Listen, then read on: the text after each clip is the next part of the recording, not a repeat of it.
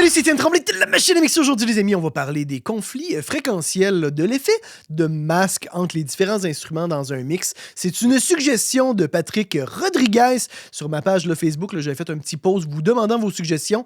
Un gros merci, Patrick, pour ta suggestion. Puis un gros merci aussi à tous ceux et celles qui ont fait des suggestions. Je vais certainement aller puiser dans ça dans les semaines à venir. Parce qu'on se le dira, là, après bientôt 10 ans à faire des vidéos à chaque semaine, des fois, j'ai besoin d'un petit boost d'inspiration pour trouver des idées, pour faire des vidéos, là, en tout cas, qui sont pertinentes et qui vous intéressent. Fait que la question des conflits de l'effet de masque, c'est une question qui est très vaste. Puis c'est très difficile de répondre à cette question-là avec un tuto X qui vous montre comment on règle les effets de masque, parce que d'un contexte à l'autre, d'une chanson à l'autre, ce qu'on va faire pour régler les effets de masque, des fois, on va faire des manipulations qui vont être complètement à l'opposé. Alors, moi, aujourd'hui, je veux vous parler de ce qui va potentiellement créer des problèmes de masque dans vos chansons. Puis on va voir un peu c'est quoi le genre d'outils, quel genre de manipulation vous pouvez faire pour résoudre vos problèmes de masque. Puis je l'espère en tout cas que ça va vous aider à vous poser les bonnes questions dans votre contexte de mix, parce qu'encore une fois, moi je trouve ça un peu débile des fois de donner un truc très pointu qui va être ultra anecdotique sur comment régler l'effet de masque entre un kick et une basse, alors que ça va uniquement fonctionner avec ce kick-là, puis cette basse-là, puis ça n'aura aucune utilité pour vous à la maison qui avez des sons, des instruments, des arrangements différents. Avant même là, de débuter le mix, les conflits de fréquences vont généralement se passer dans la composition, dans la conceptualisation des arrangements, puis dans l'interprétation des arrangements. Puis ça, c'est super important, puis c'est peut-être d'une grande évidence pour beaucoup d'entre vous, mais un kick qui est pas tête, puis une basse qui est pas tête avec le kick, ça va toujours nous donner une impression que les deux fonctionnent pas bien ensemble. Si votre voix est pas juste, si l'intonation de vos guitares est pas bien faite, ça va être très difficile de faire un mur de guitare sans avoir encore une fois l'impression que c'est comme tout croche. Au niveau des arrangements, moi, un exemple justement d'un duo que je suis en train de mixer, je les salue d'ailleurs si jamais ils regardent la vidéo, c'est que dans les arrangements de la section rythmique, le drum, dans chacune des chansons, on a souvent comme 3 ou 4 kit de batterie, 3-4 batteries avec des fois des loops, avec des fois plusieurs pistes de kick qui vont faire des patterns différents avec des sons différents. Ça, c'est très difficile dans un contexte comme ça d'avoir un kick qui va être défini puis qui va bien sonner à cause que les arrangements sont beaucoup trop étoffés avec justement aussi des arrangements qui sont contradictoires, qui vont rentrer en conflit. Fait que ça, c'est vraiment l'expérience qui, avec le temps, va vous apprendre à faire un kick puis une basse qui sont efficaces, qui sont bien lockés ensemble. C'est avec le temps, l'expérience, que vous n'allez pas faire 14 000 pistes de synthétiseurs. Vous allez plutôt en faire 3 qui vont être efficaces, que vous allez pouvoir mettre à l'avant-plan sans qu'ils rentrent ensemble en conflit. Ça m'arrive, des fois, de passer beaucoup plus de temps dans l'édition des chansons, dans le nettoyage de la rythmique, de la batterie, dans le fait de replacer certains éléments. Des fois aussi, je vais demander à mes clients les pistes MIDI des instruments parce qu'il y a eu un mauvais choix qui a été fait sur le sample. Puis moi, des fois, en reprenant la piste MIDI puis en retravaillant, par exemple, le VST de piano en contexte, c'est beaucoup plus facile par la suite pour moi de venir mixer le piano parce qu'il y a une meilleure sélection du choix du piano puis un meilleur ajustement du VST du piano en contexte. Fait qu'une fois que c'est réglé, que vous avez une bonne chanson, bien composée, section rythmique efficace, votre voix est auto-tunée et juste, il n'y a pas de problème au niveau de l'intonation de vos guitares, c'est important de comprendre dans quelle plage fréquentielle cet instrument-là va être dominant. Parce que c'est important de comprendre le message de l'instrument. Est-ce que ma caisse claire, dans mon arrangement, elle est supposée de faire psst ou est supposée de faire tac? Si elle fait tac, le psst dans les autres, j'ai pas besoin de le booster à outrance. Même chose pour mon kick. Mon kick, est-ce qu'il fait boum ou il fait k? Est-ce que, justement, on est avec un double bass drum métal ou on est plutôt dans un tempo lent électro? Ça vient déterminer justement dans quelle plage de fréquence l'instrument va être dominant.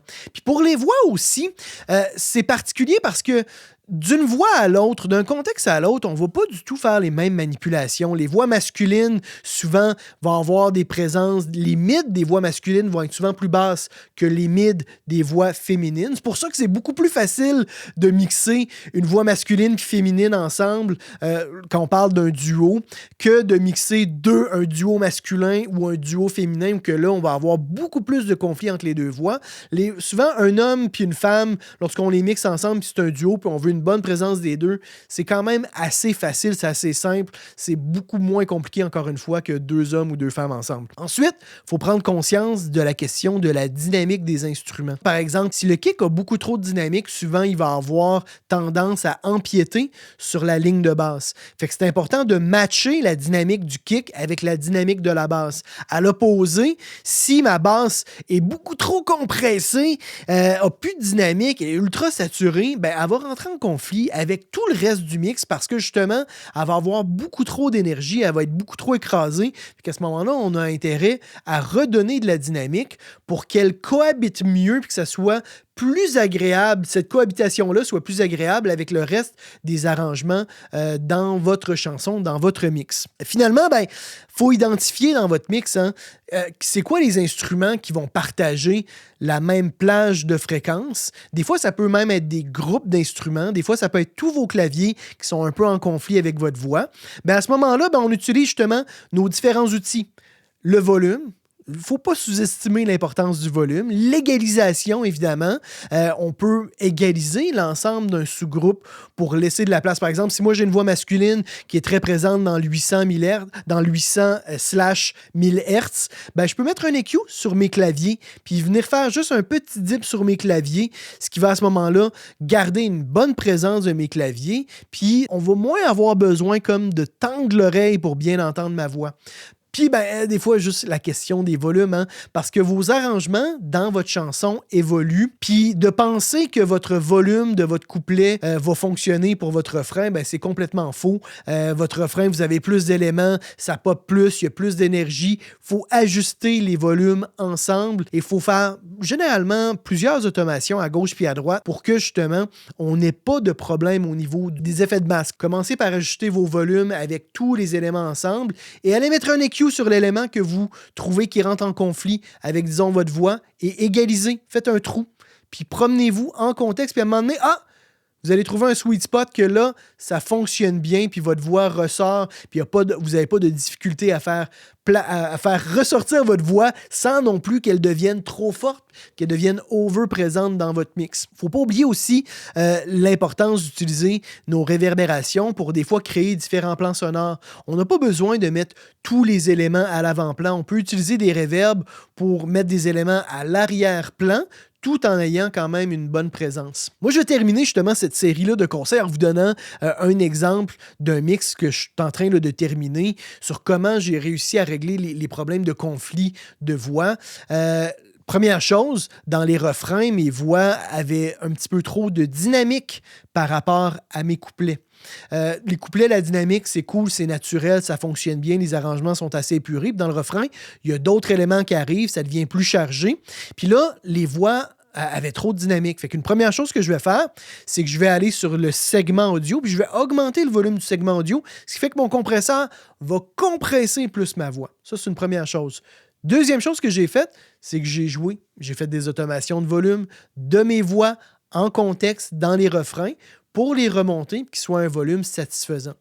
Et finalement, la troisième chose, c'est que j'ai fait une automation sur l'égalisation de ma basse électrique. Dans les refrains, ma basse avait beaucoup plus de saturation pour avoir un son beaucoup plus punk puis beaucoup plus sale. Cette saturation-là a fait un gros boost dans les mids sur la basse, ce qui est super cool parce que c'est ça que je veux. Je veux que la basse soit plus comme puis soit plus sale. Par contre, ça rentrait un petit peu trop en conflit avec mes voix. Fait que j'ai tout simplement fait un petit dip dans le environ 800 1000 Hz avec 2-3 dB maximum. Je pense que je suis même pas allé à 2 dB. J'ai peut-être fait 1.5, 1.8 dB d'atténuation avec une cloche assez large pour juste baisser un petit peu cette bande-là de fréquence de façon assez générale. Je l'ai faite en contexte, puis à un moment donné, j'ai trouvé le sweet spot. Et après, je fais juste une automation au niveau de mon EQ pour que cette atténuation-là soit uniquement appliquée dans les refrains. J'aurais aussi pu séparer ma basse sur 2 pistes différentes, puis à ce moment-là, faire des traitements différents. Mais dans ce cas-ci, j'ai tout simplement fait une automation on-off sur l'EQ pour à ce moment-là qu'il soit appliqué uniquement durant le refrain. C'est le genre de traitements qui sont super faciles à faire, que dans vos cas précis, vous devez justement vous questionner sur quel instrument rentre trop en conflit. Est-ce que j'ai trop de dynamique, pas assez de dynamique? Est-ce que c'est l'égalisation? Est-ce que c'est la profondeur qui crée ces conflits-là? Puis à ce moment-là, ça va, je l'espère, vous aider à résoudre vos conflits fréquentiels. Fait que voilà, les amis, j'espère que cette capsule-là a été pas juste là, une diarrhée verbale. J'espère que c'est pas juste du blabla qui va vous être inutile. J'espère que ça va quand même vous aider. Écrivez-moi dans les sections commentaires si vous trouvez ces conseils-là utiles ou pas, hein, parce que ça va, dans un cas ou dans l'autre, ça va m'aider pour mes futures capsules. Mettez un petit pouce bleu ou vers le haut. En tout cas, mettez un petit pouce. Abonnez-vous à ma chaîne YouTube. Et dans tous les cas, les amis, on se retrouve la semaine prochaine. C'était Étienne Tremblay pour La Machine à mixer.